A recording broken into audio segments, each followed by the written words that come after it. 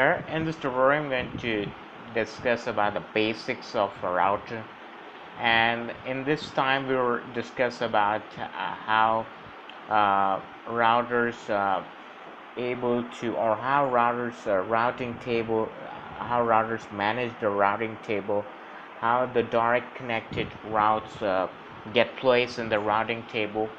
So it's a basic video of routing, and we learned about those a lot many times, but we didn't get the time to discuss about the routing table, which is as much as important as routing, because until unless the routing tables didn't prepare uh, uh, gently, then routing will not be perform well, and your packets will yeah, packets will not be uh, able to uh, uh, travel enough. Hello there. In this tutorial, I'm going to discuss about how routers able to prepare a routing table. Hello there. In this tutorial, I'm going to discuss about how routers prepare a routing table, how direct connected routes get placed in the routing table. So it's a basic video. We normally learned about the routing, but we not yet discuss about routing table much. And routing table is a concept here video first. Now routing table is very important, because until unless routers or routing table not prepare gently, then routing will not be happen as you whatever you wants to say about it, because routing will only be prepared, or routing will only be happen until unless routing table will well managed and well prepared, because that's reason. And all these routers will have the database on their hand, uh, what IPs fast Ethernet having, what IP serial port having, and then only they will find out the best suitable path to send a packet. And that is very important part of routing table is very important part of a router, so their communication level will be from that only. So for example, if I have two PC connected with the switch, these two PCs can able to connect, but this PC can't be, or their packets will not be able to distribute in the WAN network, or will not be passed out from this router, because this particular PCs only have only directly connected with the serial port, and this serial port still not be get placed in the routing table. So until unless these PCs were not in the routing table, their gateway are not in the routing table, they may able to connect with each other, but will not be able to with some other network. Okay, so before I configure, what I'm going to do is, currently this 192.168.1.1 is the IP we're going to place the fast Ethernet port and the serial port. This currently is serial port, and this serial port are in shutdown mode, even in the fast Ethernet. So we learned about that routers were not able to, or not on in shutdown mode by default, and we have to make some changes. Now, how to give IP in the fast Ethernet port, we learned about those many times. For example, it's fast Ethernet, and we have to learn about the fast Ethernet first. Is fast Ethernet 0/0, so it's 0/0. Now IP address, 192.168.1.1, 255.55.55.0, because we want to provide that the class C mask. So hit enter.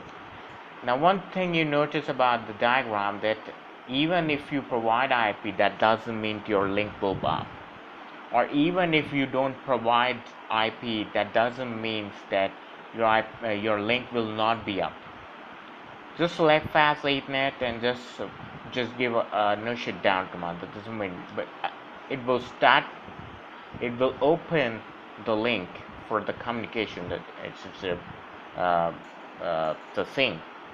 So this is what it's means IP address, providing IP address to the port doesn't mean your port will up. This is not a theory. Theory is you have to up the link.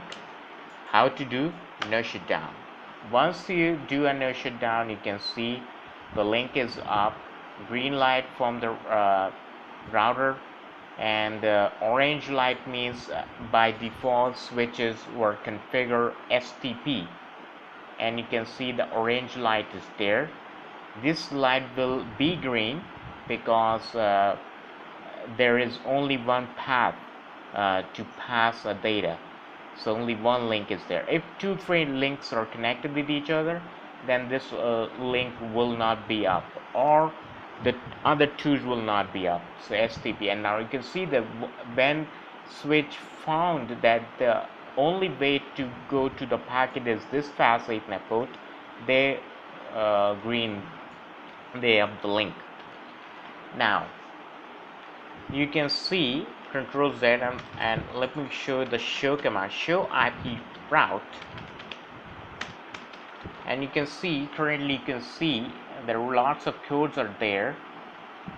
C for connected, S for static, means as of now we just connected the link, as connected the port, but not yet enabled the routing. So we all learned about the routings: static, IRGP, or IP, the name, and BGP, and all that. EIGRP for the D, EX for EIGRP. So currently we just connect the link, and as of now since we just connect the link, the only thing needs to do is we have to, as of now this PCs can ping with fast 8net port, which is the gateway, and now they're able to ping with their gateway, but still not at tens. Now we have to provide some IP address in the serial processor.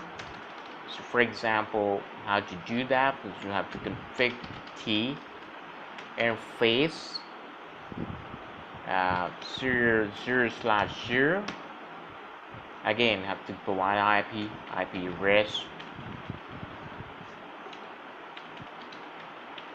and for example we want to give our IP range 10.10.10.1, and we want to provide a class C's range 255.550, which range we want to follow. Hit enter, and they're shut down. Now even if provide a no shutdown, you can find out this link is still down.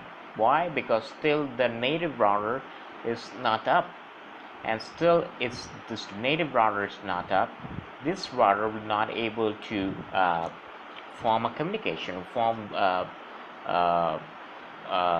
network. So that's the reason it still is down. And no shutdown means doesn't matter if it's one-way traffic, then it will be shut down. If it's one-way traffic, just put the no shutdown thing and your link will up. But no shutdown if it's two-way traffic, because not only this router will send a packet but also receive a packet. So this link is one-way traffic, and here not only is just either will receive or resend, but it will be sent from this router only. This particular router will not only send a packet but will receive a packet, but this switch only will send a packet from here and from here. Either will receive and will receive for this PC or for this PC, but this router could be send a packet to another router. For example, this here also one other router you connected with. So doesn't matter if this switch is tomorrow, this router tomorrow distribute a packet not for this router but another router in the future, then this router will have to accept the packet and then have to send the packet for the native router. So no shutdown doesn't mean that your router will be or your link will be up. Now you can see one more thing I would like to show is show IP interface brief. Now you can see more details about the ports were connected.